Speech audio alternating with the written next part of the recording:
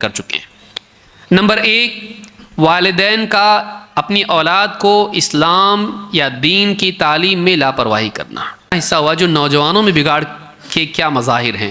اب ہم دیکھتے ہیں کہ بگاڑ آتا کیوں ہے، بگاڑ بچوں میں اور بڑوں میں، نوجوانوں میں کیوں آتا ہے، کیا اسباب اس کے ہیں، ایک ایک کر کے ہم یہ دیکھیں گے۔ بہت ساری چیزیں تو ہم نے دیکھ لی ہیں، اس کو ہم بھی اجمالی طور پر ہم اشارات میں دیکھیں گے کہ وہ کیا اسباب ہیں، کیونکہ بہت ساری چیزیں ہم پہلے بھی دیکھ چکے ہیں، کور کر چکے ہیں۔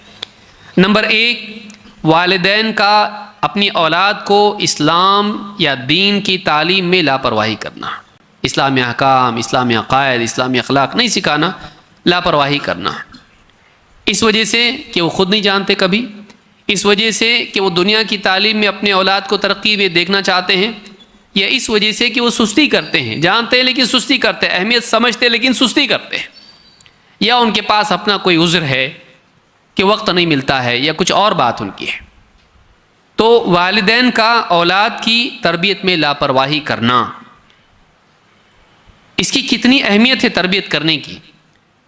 اللہ کے نبی صلی اللہ علیہ وسلم فرماتے ہیں، مروا اولادکم بالصلاۃ وہم ابناء 7 سنین، اپنی اولاد کو نماز سکھاؤ جب وہ 7 سال کے ہو جائیں، واضربوہم علیہا وہم ابناء 10، اور 10 سال کا ہونے کے بعد بھی اگر وہ نماز نہ پڑھیں ان کو سزا دو، مارو، ان کو پیٹو، ویسا نہیں جیسے زخمی کر کے پیٹنا ہوتا ہے، ہلکی مار مارو۔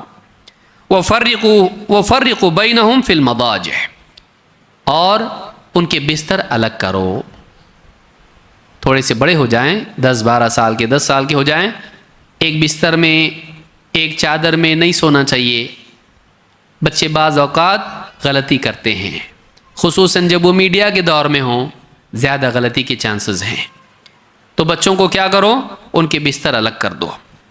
تو یہاں پر آپ دیکھیں گے کہ اللہ کے نبی صلی اللہ علیہ وسلم بتا رہے ہیں 7 سال کا ہوا نماز پڑھا، نماز سکھاؤ اس کو، پہلے پٹائی مت کرو، پہلے ڈانٹو مت، پہلے سکھاؤ، پھر 10 سال کا ہو جائیں، 3 سال تک اس کو بول رہے نماز پڑھ، نماز پڑھ، نماز سکھا رہے، نصیحت نصیحت، ترغیب ترغیب ترغیب، 3 سال ہو گئے، اب 10 سال کا ہو گیا، تھوڑا بڑا ہو گیا، تھوڑی مضبوطی آئی اس کے اندر، سمجھ میں تمیز اس کے اندر پیدا ہو گئی، اس سے بھی آگے نکل گیا، اب بھی نہیں پڑھتا، اب اس کو کیا کرو، سزا دو، سزا دو۔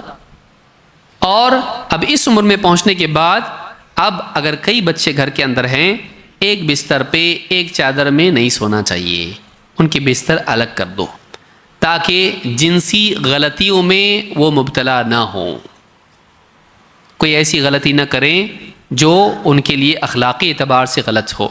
یعنی بچوں کی نگرانی کرنا چاہیے والدین نے، عمر کے اعتبار سے دھیان دینا چاہیے، 7 سال کا ہوا، 10 سال کا ہوا، یہ چیز عبادات اخلاقیات دھیان دینا چاہیے۔ نمبر 2، حلال و حرام کے معاملے میں تنبیہ، بعض اوقات نہیں کرتے ماں باپ، کیا حلال ہے کیا حرام ہے، چلتا سب، گھر میں معلوم بھی نہیں ہوتا بچوں کو کہ کیا حلال ہے کیا حرام ہے، عبادات کے بارے میں معلوم نہیں ہوتا، اخلاق کے بارے میں معلوم نہیں ہوتا، نہیں سکھاتے ماں باپ نے سکھانا چاہیے۔ اللہ کے رسول صلی اللہ علیہ وسلم کو آپ دیکھیے، ابو ہریرہ رضی اللہ عنہ کہتے ہیں، اخذ الحسن ابن علی، حسن ابن علی رضی اللہ تعالیٰ نے، اخذ الحسن ابن علی تمرۃ من تمر الصدقۃ وجعلها فی فیہ، صدقے کی کھجوروں میں سے کھجور اٹھائی منہ میں ڈال لی، بچہ ہے چھوٹا، کھیلتے کھیلتے صدقے کی کھجوروں میں سے کھجور منہ میں ڈال لی۔ فقال رسول اللہ صلی اللہ علیہ وسلم کخ کخ ارمی بہا، کہا تھوک دے، تھوکو، تھوک دو، چھوٹے بچے سے کہا منہ سے نکال دو اس کو، پھینک دو اس کو نیچے۔ اما علمت انا لا ناکل الصدقہ، معلوم نہیں تجھ کو ہم صدقہ نہیں کھاتے، معلوم نہیں ہم، دیکھیے یہ خاندانی بات ہو رہی یہاں پہ، بولنے کا انداز نبی صلی اللہ علیہ وسلم کا غور کیجئے، تجھ کو معلوم نہیں ہم لوگ صدقہ نہیں کھاتے، یہ اپنا خاندان ہے، اپنا گھرانہ ہے، ہمارا ایک طریقہ ہے جینے کا، ہم لوگ وہ نہیں کرتے ہیں، صدقہ نہیں کھاتے۔ تو اللہ کے نبی صلی اللہ علیہ وسلم اتنے چھوٹے بچے کو، ایک روایت میں کہ آپ نے گود میں لیا، کندھے پر ڈالا بچے کو، تو اس کے منہ میں کھجور ہونے کی وجہ سے اس کا لعاب آپ کی آپ کے کندھے پر پڑنے لگا تب جا کے آپ نے دیکھا کیوں ایسا ہو رہے ہیں؟ کیونکہ بچے کے منہ میں کچھ ہو تو اس کی جو ہے لعاب اس کا منہ سے نکلتا ہے. تو آپ نے دیکھا تو منہ میں کھجور تھی، نکال کے آپ نے پھینک دیا اس کو. تو آپ سوچیے اتنا چھوٹا بچہ ہے جس کو گود میں لیا جاتا ہے، لیکن اس کو اللہ کے نبی صلی اللہ علیہ وسلم کیا کہہ رہے ہیں؟ اسی عمر سے تجھ کو معلوم نہیں ہم صدقہ نہیں کھاتے، اور آپ نے کھانے دیا، جانے دو آپ کی بار کھا لیا، آئندہ سے نہیں کھانا،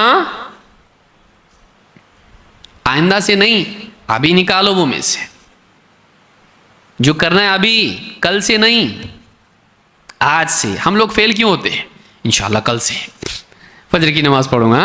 کب؟ الارم بند کرتے وقت. آج نہیں، کل سے انشاءاللہ، کل سے، اگلے ہفتے سے، رمضان سے، ریٹائرڈ ہونے کے بعد، حج کر کے آ کے. یہ ہمارا معاملہ ہے، اس لیے ہم ہمیشہ فیل ہی ہوتے ہیں. ابھی نکالو منہ سے. نہیں، تجھ کو معلوم نہیں. ایک تو اس وقت کی غلطی کو صحیح کرنا، دوسرا یہ کہ اس کو بتانا ہم ایسا نہیں کرتے، ہمارے گھر کا رواج ایسا نہیں ہے، ہمارا گھر ایسا ہونا چاہیے. بیٹا ہم لوگ جھوٹ نہیں بولتے ہیں، بیٹے ہم لوگ چوری نہیں کرتے ہیں، اپنا گھر ایسا نہیں ہے. وہ گالی دیتا ہوگا، دوستوں کا تو سیکھ کے آئے گا، اپنے گھر میں ایسا نہیں چلتا ہے. دیکھا تو کسی کو ایسا کرتے ہوئے؟ اپنے گھر میں نماز نہیں چھوڑتے.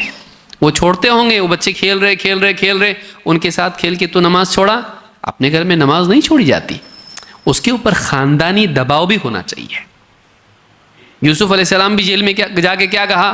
یہ ہمارے باپ دادا کا دین ہے، ہم لوگ ایسے چلتے، شرک نہیں کرتے ہم لوگ. یہ مینٹالٹی بچوں کی بنانا چاہیے کہ اپنا گھرانہ ایسا نہیں ہے، اپنے گھر میں ایسا نہیں رہتا، تو وہ اپنی اولاد کو ایسے ہی سکھائے گا. تو یہ مزاج بچوں کا بنانا، لیکن ماں باپ یہ نہیں کر پاتے، فیل ہو جاتے اس کے اندر. امام بخاری اور مسلم نے اس کو روایت کیا کتاب الزکاہ میں.